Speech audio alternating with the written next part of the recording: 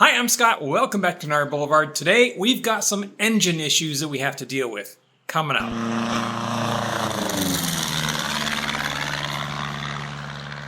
If you saw my last video, I finally got the airplane back together, went up, did a test flight, did a calibration to get my calibrated airspeed from my indicated airspeed. That was all successful. However, during the annual condition inspection, I noticed that I had low compression on 2 of my 4 cylinders, and when I did the bore scope, I could see that there was a fair bit of lead on the valve seats. Now, the valve seats are where the exhaust valve, and this is most important on the exhaust valve, I'll explain why in a moment. So we have a seat where the exhaust valve then pushes into, and it has a machined surface. It's at an angle, and those 2 machined surfaces fit together and seal off the exhaust, and that's what holds the compression into the cylinder when the actual fuel air charge is burning. If you have contamination in there, like for instance lead that comes out of the fuel that we burn, then it can actually hold that valve open just a little bit,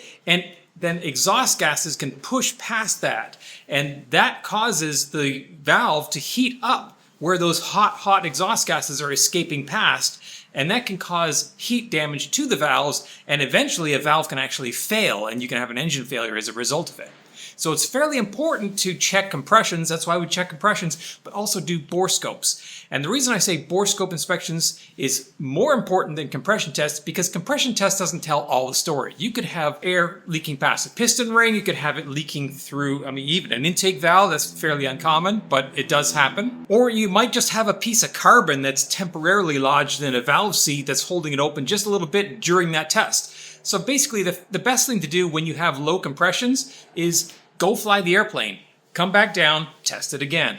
And that's what I've done. And I did that in the last video, which I will put a link to up here if you haven't seen that video. That said, I also sent my bore scope images to Savvy, and they agreed that not only are my valve seats coated in lead, my valves are showing the early stages of heat stress. So there are exhaust gases getting past those exhaust valves, and the valves are getting hotter than they should be. So it's good to catch this now, because if you fix it now, over the next 10 or 15 hours of flight time, return to normal. And that's what I'm hoping to have happen here, because if it doesn't, that means replacing a cylinder in order to replace the valve and the valve seat. So that's what we're trying to avoid at this point. So how did this happen? I mentioned in the last video that I had been flying at a reduced power setting in very cold temperatures when I was doing all those dog flights. I did several pilot and pause dog rescue flights, and probably about 30 hours of flying. And I thought, well, I'm not going to burn a ton of fuel. The dogs don't need to be there at top speed. I can just pull the power back, save a whole lot of fuel, and fly at 140 knots instead of 170 knots. So that's what I did. However, it was also extremely cold during that month. I was flying at temperatures of -10, -15 degrees Celsius. Those cold temperatures coming into the engine, along with the reduced power settings, meant that my cylinder head temperatures were also very low, in the mid to high 200s, whereas you really want your cylinders upwards of about 350 degrees, because below 350 degrees, the tetraethyl lead that's in the fuel that precipitates out when the fuel is vaporized in the cylinder, at 350 and above, it's hot enough to vaporize that lead, and it just gets sent out the exhaust. If it's below about 350 degrees Fahrenheit, that lead doesn't vaporize, and it ends up collecting inside the cylinder, including on the valve seats, and that's exactly what's happened here.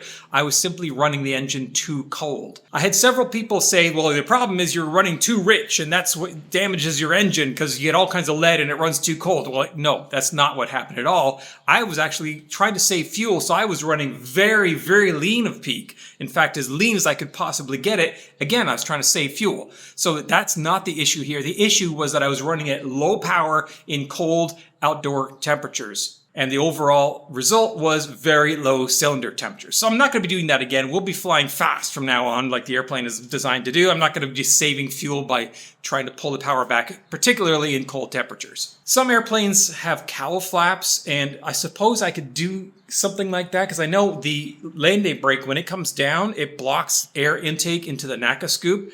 And if you run the airplane with any kind of power with the landing brake extended, your cylinders get super, super hot. So I know that's a way that you could potentially get around it by partially deploying the landing brake and blocking some of the cooling air going in the engine, but you're going to have to really watch that closely because you're kind of flying the airplane in a way it was not meant to do. So I think the answer for this is just simply fly the airplane normally and keep the engine hot like it needs to be. I should mention that I had quite a few people suggest that I start putting TCP in my fuel to help with the lead scavenging. So I have bought some, and it's now in the tanks, and I will be using this from now on. It helps transform the lead into, I think it's lead phosphate, which is much softer and easier for the engine to get rid of. So I should have less lead deposits, and it says that it might even help get rid of existing lead deposits. We'll see. But anyway, I do have some. So how do we fix this? The way we fix this is a process called lapping, where you take a grinding compound and you take the valve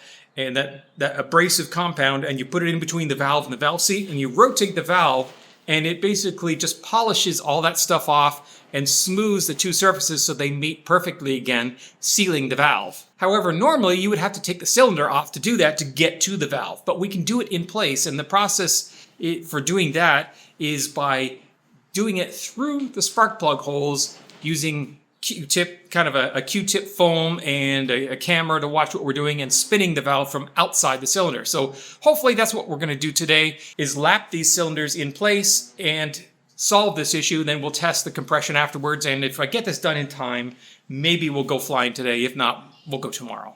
All right, so let's get to it. Let's get the cowls taken off and get this process started in lapping in place these 4 valves. I'm going to do all 4 valves on all 4 cylinders.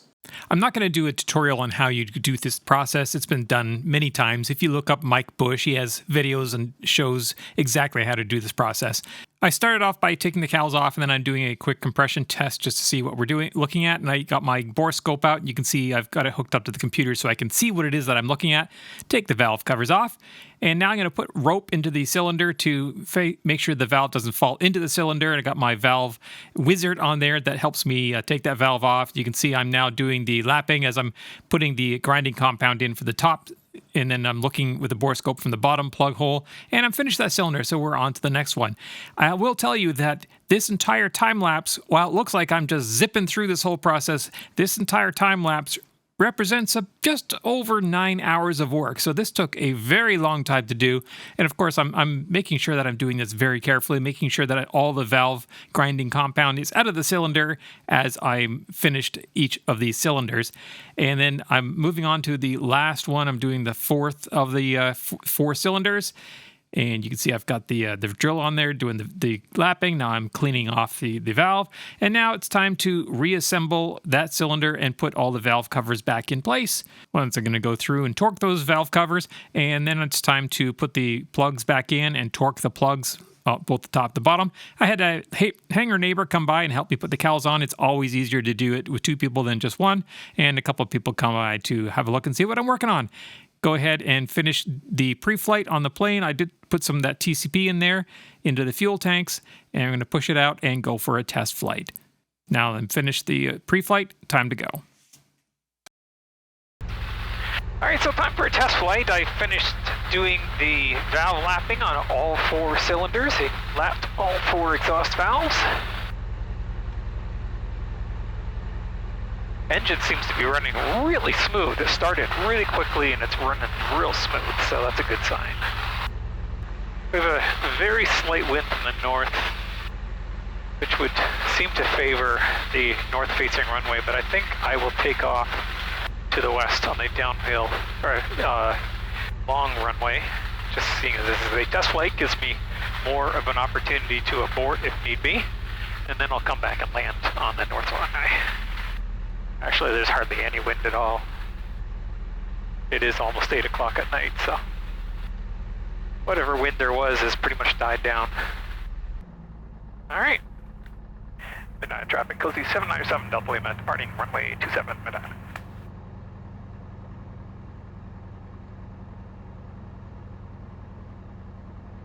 Lights, stern bridge.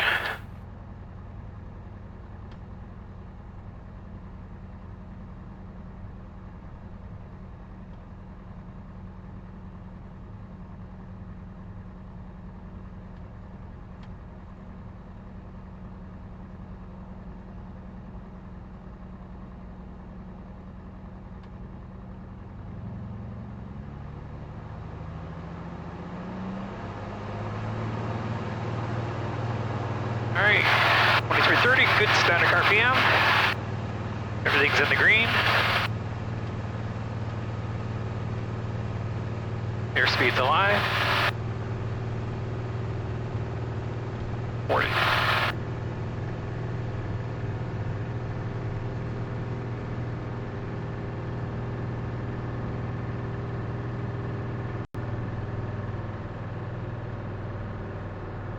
You're coming up.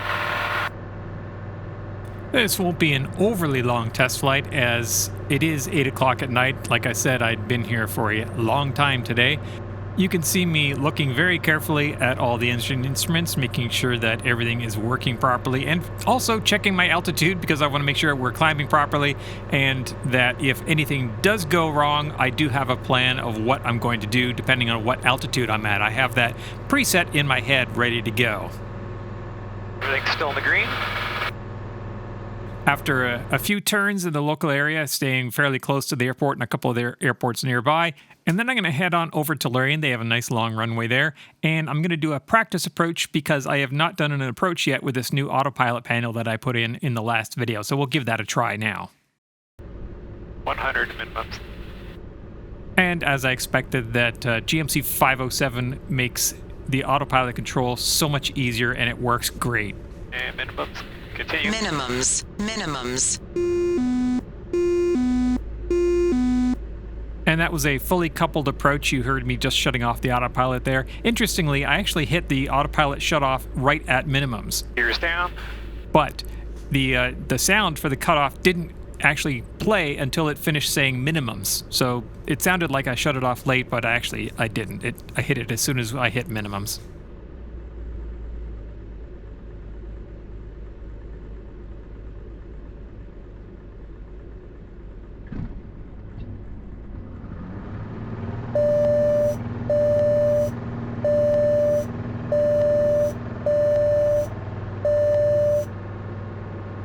You're coming up. The alarm sound you heard there was it telling me that I was at full takeoff power with the landing brake down. And that's because the landing brake was in the process of retracting, and as long as it's not fully up and you have full power on, it will give you that alarm sound. Gears up. I then flew up onto the downwind and departed off the downwind from Lorraine, and then on the radio I heard something I've never heard before.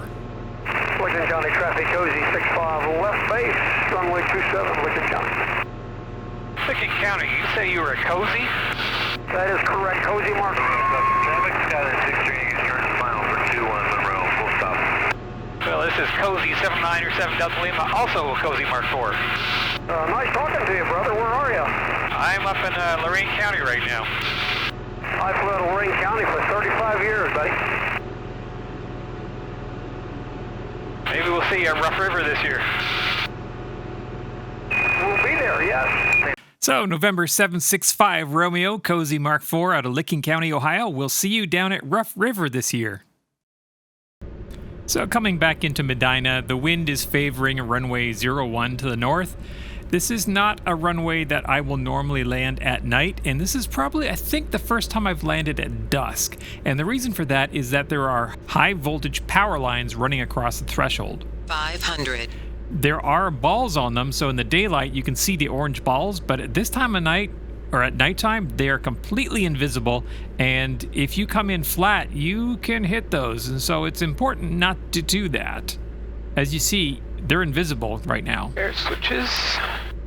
I don't see them now, and it will get up close, and if you really, really look for them, you can see the red balls on the wires, but they're hard to see, and if you don't know they're there, you'll never see them.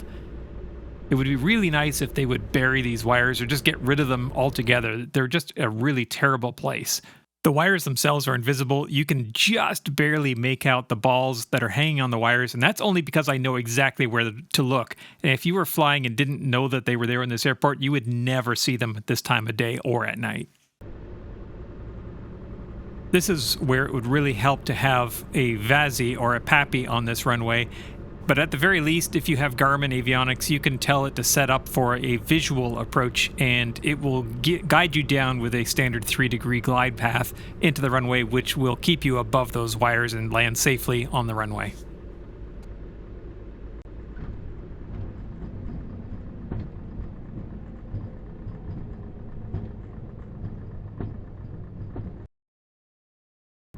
All right, well, I'm gonna fuel up, and I gotta say, I'm really pleased with how well the airplane is flying. The engine is just so smooth, making good power. Looks like hopefully my issues are behind me. I'm gonna put maybe 10 or 15 hours on, and then I'll pull it apart and have a look at the valves again and make sure that they're behaving and recheck the compression. But I think it's good. So that's it for this video. I hope you like what you saw. If you have any questions, comments, suggestions, please leave them in the comment section below. And if you'd like to see more videos like this, click like, subscribe to the channel. It really helps me out when you do that.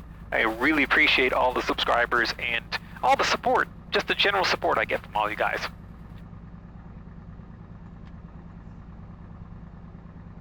Good night, traffic. Cozy 797 Delta Lima is clear. 19 Medina. That's it. Thanks for watching.